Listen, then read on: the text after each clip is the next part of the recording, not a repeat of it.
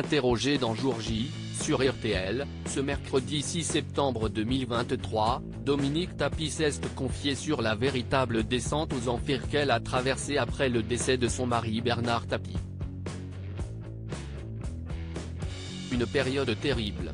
Ce mercredi 6 septembre 2023, Dominique Tapie était invitée de Jour J, sur RTL. La veuve de Bernard Tapie, décédée le 3 octobre 2021 après un long combat contre la maladie, revenait sur la vie digne d'un film, qu'elle a vécu durant plus de 50 ans auprès du célèbre homme d'affaires. Le parcours hors du commun de celui qui a été ministre, président de l'Olympique de Marseille, mais qui a aussi connu de multiples ennuis avec la justice, sera d'ailleurs retracé dans une série disponible sur Netflix le 13 septembre prochain. Cette histoire, Dominique Tapie en avait livré sa propre version dans son livre Bernard, La fureur de vivre, paru en mars dernier.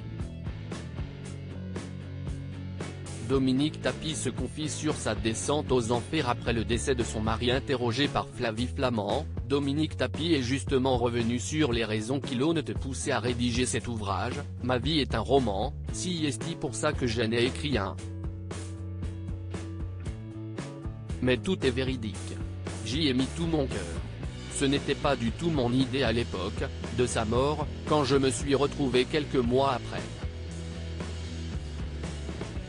C'était un tsunami, parce que j'ai eu une grande descente aux enfers. Quand Bernard est parti, a-t-elle commencé avant d'expliquer, c'est Jean-Louis Borloo, qui est un ami très cher, qui m'a suggéré d'écrire ce livre.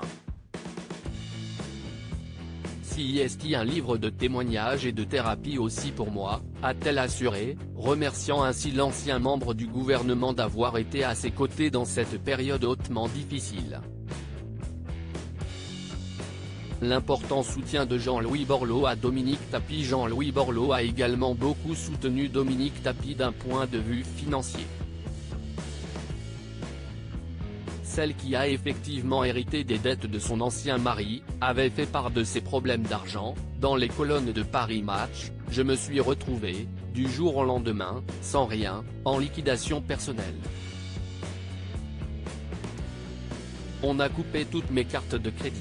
On m'a même coupé le téléphone, révélait-elle, dévoilant comment l'ex-ministre avait volé à son secours. Il a été formidable, c'est lui, d'ailleurs depuis la disparition de Bernard, qui m'a aidé à me loger.